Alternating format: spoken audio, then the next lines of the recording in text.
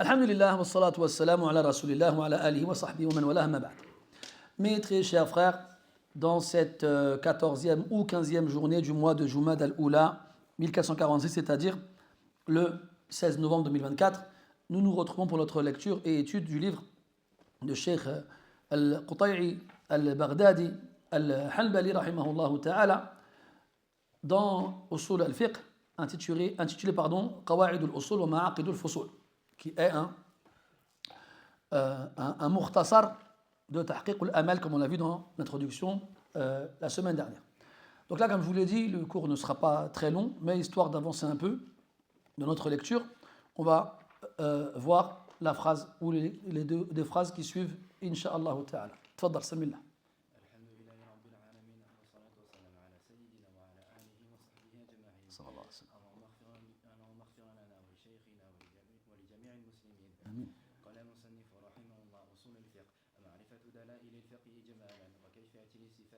وكيفية الاستفادة منها لا كنت على صواب وكيفية الاستفادة منها وحال المستفيد وهو المجتهد والفقه لغة الفهم واصطلاحا فمعرفة أحكام شرع متعلقة بأفعال العباد والأصل ما ينبني عليه غيره فأصول الفقه أدلته والغرض منه معرفة كيفية اقتباس الأحكام والأدلة وحال المقتبس. أحسنت حسبك بارك الله فيك. Donc l'auteur ici, rahimahullah, il rentre, donc ça c'est classique dans les livres de Usul al-Fiqh. Après l'introduction, les auteurs définissent le sens de Usul al-Fiqh. Soit ils le définissent en termes de groupe nominal dans son ensemble, soit ils le définissent chaque partie indépendamment de l'autre. Et en général, ils commencent par la deuxième façon de faire. D'abord, ils définissent chaque mot. L'asl, c'est quoi? Al-fiqh, c'est quoi? D'un point de vue linguistique. Puis ensuite, ils définissent l'ensemble de ces deux mots quand on les regroupe. Usul al-fiqh. Voilà, étonnamment, l'auteur, rahimahullah, il n'a pas, entre guillemets, respecté l'habitude chez les ulama. Il a commencé par la définition de l'ensemble de ces deux mots-là. Bon, ce n'est pas une critique en soi-même, c'est juste pour expliquer qu'en général, dans les livres de Usul al-Fiqh, l'ordre, il est comme je vous l'ai donné. C'est un natchoum, il a dit, rahimahullah, Usul al-Fiqh. Donc on a dit Usul, on appelle ça en français les fondements. C'est le pluriel de Asl. Al-Fiqh, c'est le fiqh. Là, on va expliquer après, Inch'Allah. Donc la définition de ces deux mots-là quand ils sont ensemble. Et ça, c'est le laqabul fan. C'est le nom qu'on donne à cette matière-là dans la science. On appelle cette matière-là usul al-fiqh. Quand on l'appelle usul al-fiqh, qu'est-ce que ça veut dire? L'auteur a dit, rahimahullah, que c'est le fait de connaître trois choses. La première, ma'rifatu. Quand il dit ma'rifa, on traduit en français par connaître, connaissance. Et ça inclut deux choses. Al-ilm wa dhann. D'un point de vue linguistique, le mot ma'rifa, il est plus large que la connaissance. Connaître une chose, c'est savoir comment elle est. Et on a vu tout à l'heure que l'ilm, c'est avoir une certitude. Mais dans la connaissance rentre aussi al-dhann. Et on a vu dans dhann que ce n'était pas le doute, mais que c'était une forme de savoir dans laquelle on n'atteint pas la certitude, mais qui est supérieure au doute. Parce que dans le doute, j'ai deux éléments ou plus, et chaque élément a la même probabilité que l'autre. Si je te dis, c'était quand la bataille de Badr? Toi, tu penses à la deuxième et la troisième année. Mais le problème, c'est que les deux éléments chez toi, ils ont la même probabilité. Proportion, 50-50. Tu ne sais pas c'est lequel des deux. Tu ne sais pas. Ça, c'est du doute. On ne parle pas de ça ici. Ma'rifa, ce n'est pas du doute.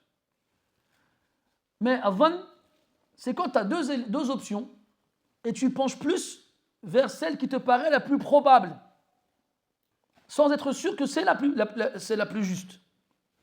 C'est quand la bataille de Badr?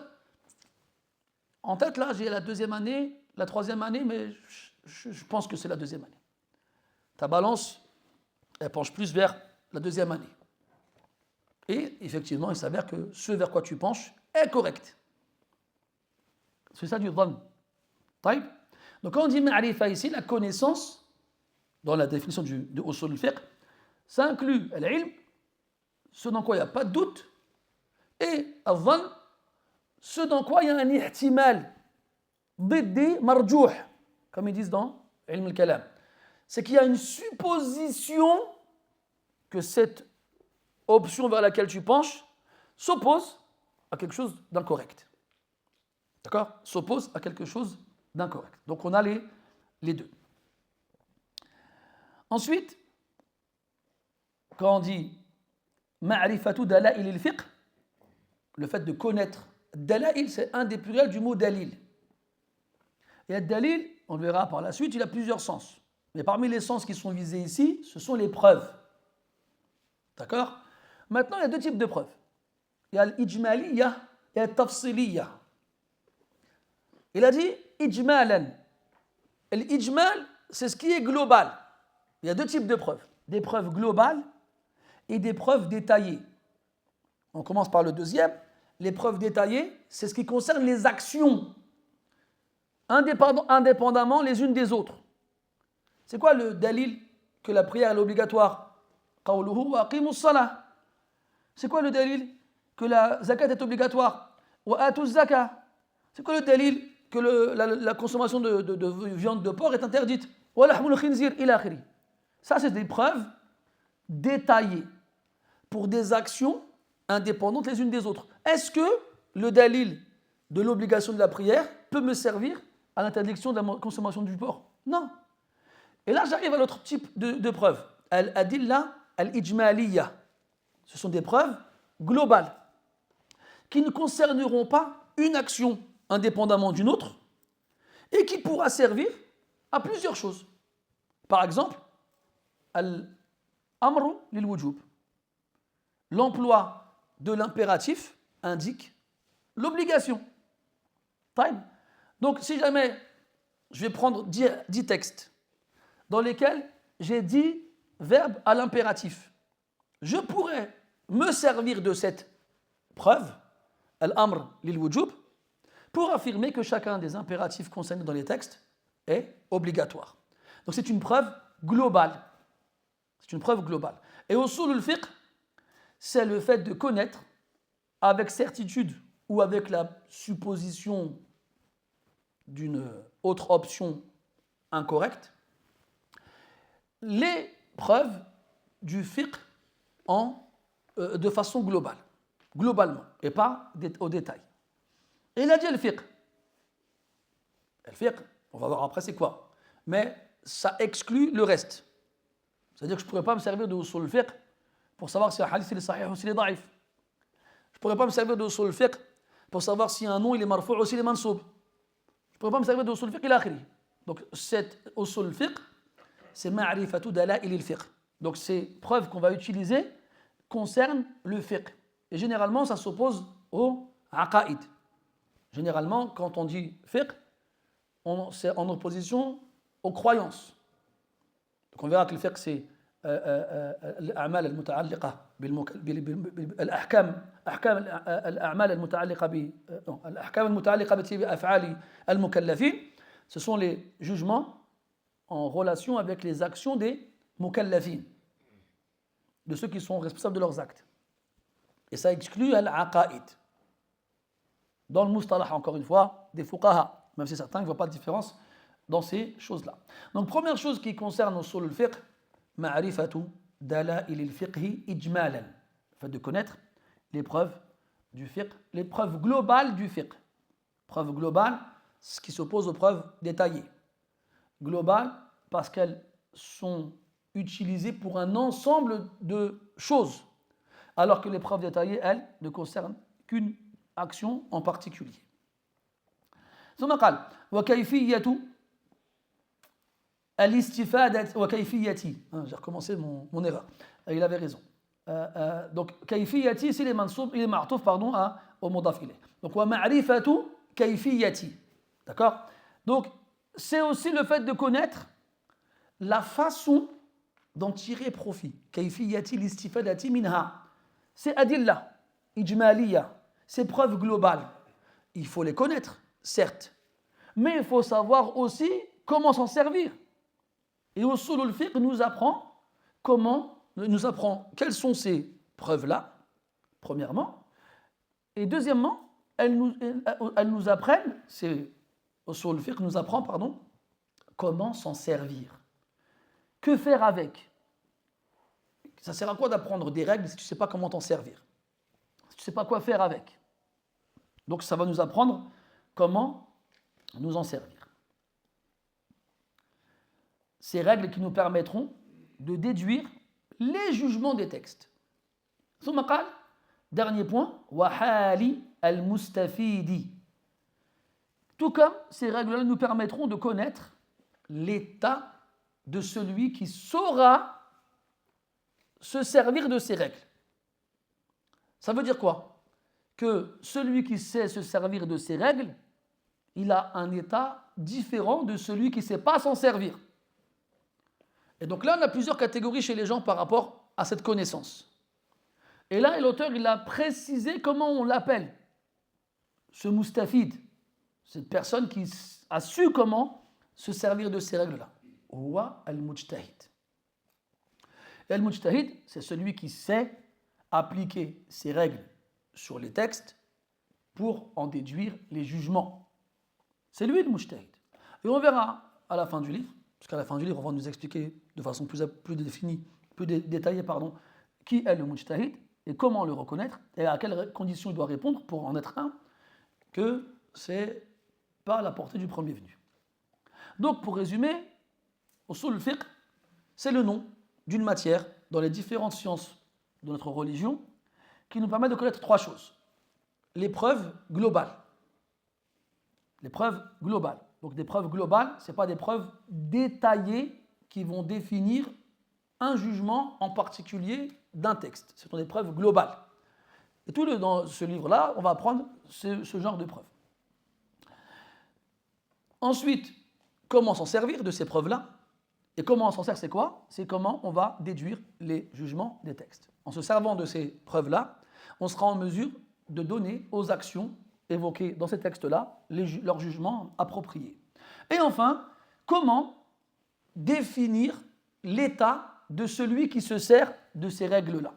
Et si on est capable de définir son état, on est capable de définir l'état de celui qui n'est pas capable de les appliquer. Après, l'auteur, rahimahullah, il arrive dans la définition des deux parties du nom qu'on donne à cette matière, indépendamment l'un de l'autre. Il a dit wal fiqhu lughatan. Encore une fois, khalaf at-tartib.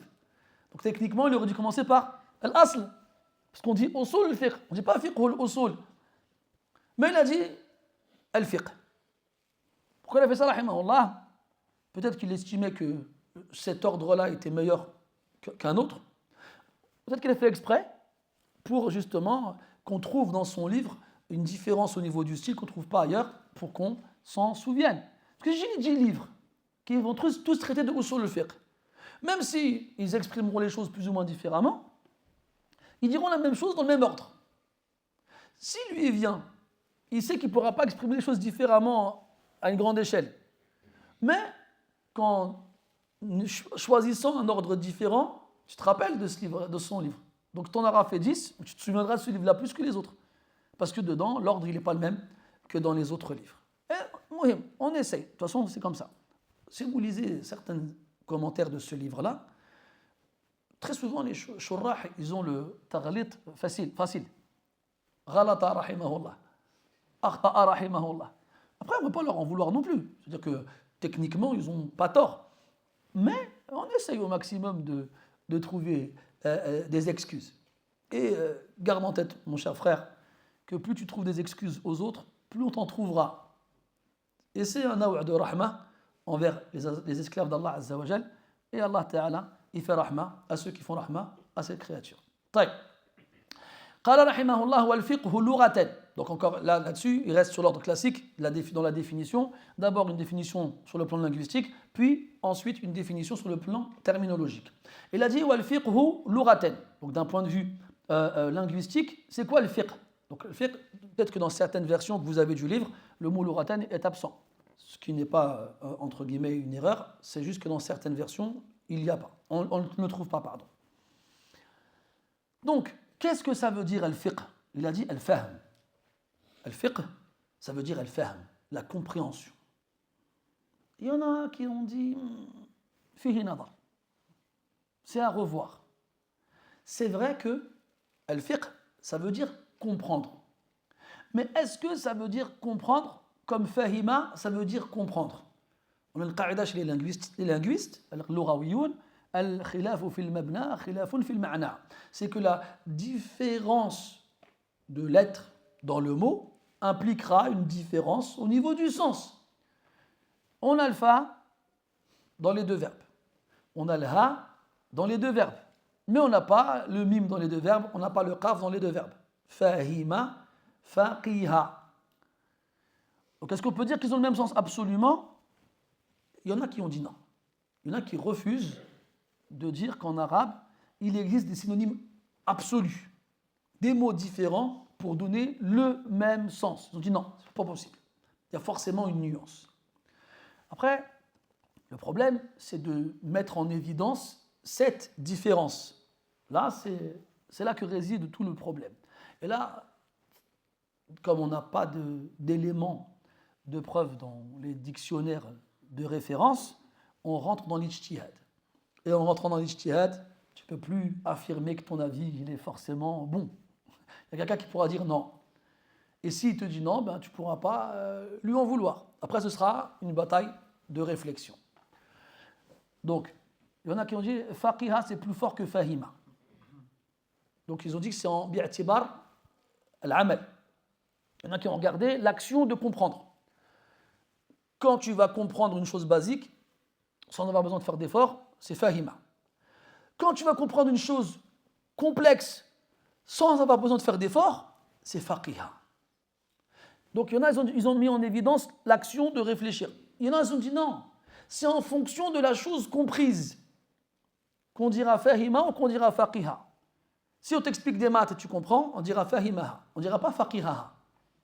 Mais si on te parle de sciences qui, elles, ont un rapport avec ta personne, ton âme ou autre, tes actions, on dira faqiha. Ala kulli hal, ces sens-là, ils sont plus ou moins corrects. Wal ilmu indallah. Al-muhim, ce que tu dois retenir, c'est que ça veut dire comprendre. Et je vous épargne les définitions philosophiques des mutakallimin. C'est justement un comble de ne pas comprendre la définition du verbe comprendre. ثم قال واصطلاحا معرفة أحكام الشرع المتعلقة بأفعال العباد. Donc là maintenant on va passer à la définition terminologique, donc propre à cette matière, du mot fiqh. Donc chez les fuqaha, le mot fiqh, il a une définition qui lui est propre. Une définition qui aura un rapport avec la définition de base, qui est la compréhension, mais qui sera plus détaillée et plus développée. Il a dit واصطلاحا معرفة أحكام الشرع. Donc le mot معرفة, on l'a déjà vu. الظن العلم والظن. Sauf que là, il y a un truc à dire. C'est que chez les fuqaha, le fiqh ne concerne pas ce qui est qat'i. Ce qui est qat'i, on l'a vu dans le cours de Aqila tout à l'heure, c'est ce qui est absolu dans son degré d'authenticité et dans son indication. Qat'i al-thubut wa qat'i al-dilala. Ça, il ne rentre pas dans le fiqh. Pourquoi? Parce qu'il n'y a pas d'ijtihad. Pas besoin d'appliquer les règles et de savoir comment s'en servir, vu que le degré d'authenticité il est clair et son indication est claire. C'est pour ça que chez les fuqaha, ils estiment que le fiqh ne traite que des masaïl al-dhanniya et pas les masaïl al-qat'iyya. Parce que dans les masaïl al-qat'iyya, il n'y a pas d'ijtihad. C'est qat'i. Après, même si ce n'est pas faux ce qu'ils disent, le qat'i peut être nisbi. Ou bien il peut être muqassam, mujazza. Yani, je peux avoir quelque chose qui est qat'i al-thubut, il n'y a aucun doute sur son authenticité, comme le Coran. Mais il peut ne pas être qat'i al-dilal. Dans l'indication, ce n'est pas la même chose. Par contre, ou bien il peut être qat'i al-dilal chez certains et pas chez d'autres. Donc c'est ambigu à ce niveau-là.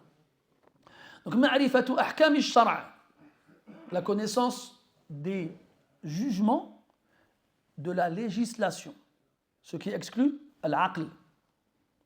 Le fait d'établir un jugement par sa raison n'est pas à prendre en compte dans le fiqh. Ce n'est pas avec son aql qu'on établit le jugement des choses. Si quelqu'un me dit qu'il est légiféré de prier en rentrant à la mosquée avant de s'asseoir, je lui dis, c'est quoi le dalil? Il me dit, parce que tu vois, la mosquée, c'est les maisons d'Allah, et on vient le prier, et on ne peut pas venir chez lui où on va le prier et s'asseoir sans le prier. Donc là, il a prouvé avec une approche logique qui repose sur sa raison. On peut dire qu'elle est correcte, on peut dire qu'elle est incorrecte, mais même si elle est correcte, elle ne servira pas de preuve. Pourquoi? Parce que Allah n'a pas fait de nos raisons un moyen de déduire les jugements. Donc quand on parle de ahkam, c'est les ahkam de la législation, pas les ahkam de la raison. Ensuite, kadhalika, moi je connais les règles de dunya, mathalan. Je sais que en France, brûler un feu rouge, c'est interdit. Interdit, c'est un hukm ou pas? Non. Maintenant, brûler un feu rouge, ça rentre dans le shar' ou pas? Là. Donc le fait de savoir les ahkam ad-dunyawiya, al-aqliya, ou bien le fait de savoir que ce qui monte, quoi? Descend. T'as dit quoi toi? C'est bon, il fait partie de mon groupe de ceux qui n'ont pas d'aql. Ou bien qui ont un aql bizarre. Ala kulli hal, donc tout ce qui monte descend. Les Arabes, ils ont une suite à cette phrase. Ils disent biqadri as-su'ud yakunu as-suqut. Proportionnellement à l'élévation se fera la chute. Bref. Donc ça, c'est des connaissances de jugement, comment dirais-je,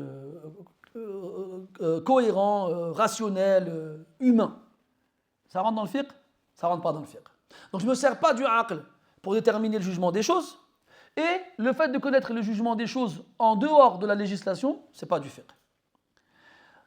Et donc, dans ahkam al-sharia, j'ai plusieurs choses. J'ai des choses en rapport avec les cœurs, c'est la croyance.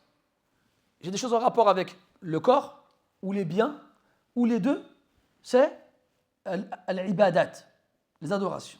Ou bien al-mu'amalat, les relations, les transactions. D'accord? Ou bien al-mu'amalat, al-buyu', les transactions, et al-mu'amalat, les relations. Idhan, tout ça, ça rentre. C'est en rapport avec les actions des créatures. C'est en rapport avec les actions des créatures. Donc ici, ça exclut al-aqaïd. Donc le faqih ne va pas chercher dans al-ahkam al-muta'alliqa bi'aqaïd an-nas. Il ne va pas chercher dans la croyance des gens. Il va chercher dans les jugements de leurs actions ou de leurs inactions ou de leurs relations ou de leurs transactions. C'est ça qu'il va regarder. C'est ça le fiqh chez les fuqaha. C'est la définition du fiqh chez les fuqaha. Et puis chez les autres, encore une fois, on a quasiment tous la même définition. Ils disent bi adillatiha, la même chose que ça, en rajoutant bi adillatiha at-tafsiliyya. Donc le fiqh, c'est savoir quels sont les jugements de la législation en relation avec les actions des créatures. Ici, il a dit bil ibad. Eux, ils disent al-mukallafi. Parce que les seules actions qui auront un jugement émaneront des créatures qui sont responsables de leurs actes. Et les créatures responsables de leurs actes sont celles qui réunissent deux conditions, al-bulugh wal aql, la puberté et la raison. Il n'a pas dit ça. Il a dit bil ibad. Il n'a pas été plus loin. Deuxième chose, il n'a pas dit cette connaissance-là, elle est tirée de quoi? Il a dit qu'elle concerne quoi? Elle concerne le jugement de la législation vis-à-vis des actions des créatures. Mais les autres fuqaha, ils rajoutent bi adillatiha at-tafsiliyya, avec leurs preuves détaillées. Donc moi je sais que telle action a tel jugement parce que j'ai telle preuve. Pourquoi il rajoute ça? Pour enlever le muqallid. Parce que le muqallid, lui, il connaît le jugement des actions, mais il ne connaît pas les adillah. Et dans certains cas, il connaît les adillah, mais il ne sait pas comment on a déduit le jugement du dalil. Et donc, même s'il a la connaissance du jugement, ce n'est pas un faqih, c'est un muqallid. Et ça, on y reviendra plus tard, incha'Allah ta'ala. Donc ça, c'est la définition complète qu'on retrouve chez la plupart des fuqaha. C'est ma'rifatu ahkami al-shar'i al-muta'alliqati bi af'ali al-mukallafin bi adillatiha tafsiliya. Et l'auteur, rahimahullah, il s'est contenté de donner cette définition qu'on a vue ensemble. Et la'allahu wallahu a'lam min bab al-ikhtisar. Il a fait ça, rahimahullah, parce qu'il est dans un résumé. Et il a dit de quel livre il a résumé ce livre qu'on a entre les mains. On a dit que le livre, malheureusement, il a été perdu. Mais dans les descriptions qu'on a, il était tawil jiddan. Donc, yaghlibu ala dhann annahu dhakara at-ta'rif fi al-kitab al-asli kamilan. Donc, il est très probable, wallahu a'lam, qu'il ait évoqué la définition entière, comme l'ont fait les autres ulama, dans son livre de base. Et Allah, il sait mieux. Wal aslu ma yanbani alayhi ghayruhu. Donc là, encore une fois, il finit la définition des deux termes composant l'appellation de cette matière usul al-fiqh, indépendamment l'un de l'autre, en les définissant linguistiquement d'abord, puis ensuite propre à la terminologie du fiqh. Il a dit al-asl, d'un point de vue linguistique, ma yanbani alayhi ghayruhu. C'est la base. C'est ce sur quoi autre que lui se bâtira. Les fondations. Si tu veux une représentation avec une construction, on creuse un trou, on met en premier la fondation, puis on bâtit dessus la construction. Donc la construction, elle reposera sur une fondation. Donc le terme qui se rapproche le plus de ce mot-là en arabe, wallahu a'lam, c'est la fondation. Ce sur quoi repose une chose. C'est linguistique. Là-dessus, il n'y a pas de ta'qib à faire. Après, il a dit, et il n'a pas donné de définition terminologique du mot asl, même si le mot asl s'utilise de plusieurs façons chez les fuqaha. Notamment, on utilise le asl en référence au dalil,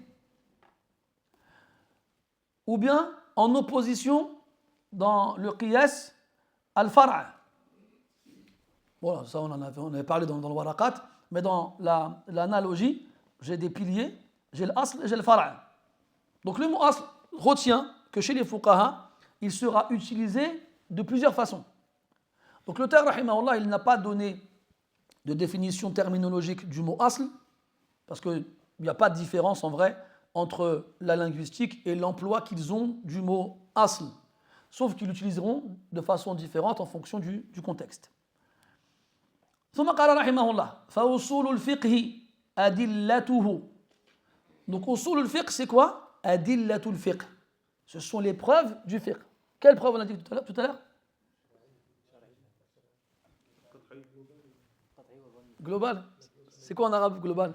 Ijmaliya. C'est ça que je voulais entendre. Adillatul ijmaliya. Usul al-fiqh, c'est les preuves globales. D'accord? Ce sont les règles qui nous permettront de déduire les jugements des textes. Et usul al-fiqh, c'est aussi le fait de savoir comment s'en servir. Et enfin, le fait de savoir distinguer celui qui sait s'en servir de celui qui ne sait pas s'en servir. Donc c'est ça usul al-fiqh. Et à quoi ça sert? Wal-gharadu minhu, fa'idatuhu, son intérêt à cette science-là, c'est quoi? Ma'rifatu kayfiyyati iqtibasi al-ahkam wal-adillati wa hal al-muqtabis. Donc là, il n'a fait que reprendre la définition précédente. C'est le fait de savoir, de connaître comment iqtibas istinbat. D'accord? C'est prendre. Regarde dans Surat Taha, quand il a dit Moussa alayhi salam, hein, il a dit quoi? Aïe na'am, ahsant. Ma asra'a ma taïta biha, tabarakallah. La'alli atikum minha biqabas. Hein? Ah, parce que tu vas dans le sharh. Je reprends mon compliment. Non, anta ahlun lahu, incha'Allah. Idhan, la'alli atikum minha biqabas. Le qabas, ils vont le traduire, tu vois, dans la traduction, ils vont dire un flambeau, ils vont dire. Ou une torche. Comment? Une partie. Parce que c'est ce qu'il va faire. Il va prendre, je sais pas moi, une branche ou quelque chose, il va la mettre dans le feu et puis il va venir avec. Ça s'appelle comment ça? Une torche, un flambeau. D'accord. Mais en vrai, le qabas, c'est quelque chose que tu as pris d'une base. Et al-iqtibas, c'est le fait de sélectionner quelque chose dans une base. Et ce qui est visé ici, kayfiyatu iqtibas al-ahkam, c'est comment, justement, extraire, un bon terme, comment extraire les jugements. Kayfiyatu iqtibas al-ahkam. Donc, usul al-fiqh va nous permettre de savoir comment extraire les jugements, comment déduire les jugements des textes. Wal adilla. L'adilla, c'est l'épreuve. Là, on parle de quoi? Tafsiliya ou bien ijmaliya? Là, ijmaliya. Là, on parle de savoir, parce qu'il a encore une fois, il a inversé l'ordre. Il a bien inversé l'ordre. Hein. Encore une fois, là, parce que tout à l'heure, on a dit quoi? Il a dit ma'rifatul adilla wa kayfiyatu wal kayfiya wa hal al-mustafid. Il a venu donner ça dans l'ordre à la base. Là, il a inversé l'ordre encore. Donc ça, quand tu avances dans le livre avec lui, tu es en mesure de dire qu'il fait exprès. Fais exprès comme ça, sois attentif, et tu te rappelleras. Lui, on a vu lui plein de livres dans le fiqh, mais avec Al-Qutay'i, masha'Allah, il nous a gardé attentifs parce qu'il n'a pas le même ordre qu'on trouve dans les autres livres. Donc il a commencé par kayfiyatu iqtibas al-ahkam, alors que dans la phrase d'avant, on a dit quoi? Ma'rifatu dala'il al-fiqh ijmalan. وكيفية الاستفادة منها. Donc ici, il a non seulement reformulé avec des termes qui ont le même sens, mais il n'a pas gardé le même ordre pour que tu sois attentif, ce que Ibrahim n'a pas été. Donc الأدلة الإجمالية, les preuves globales. الأمر للوجوب, النهي للتحريم. العموم التخصيص الى toutes ces choses là qu'on verra. وحال المقتبس et l'état de celui qui va justement déduire et extraire les jugements des textes. ونكتفي بهذا القدر إن شاء الله تعالى. Pas de questions. سبحانك اللهم وبحمدك أشهد أن لا إله إلا أنت نستغفرك ونتوب إليك. صلى الله على نبينا محمد وعلى آله وصحبه وسلم والحمد لله رب العالمين وبارك الله فيكم.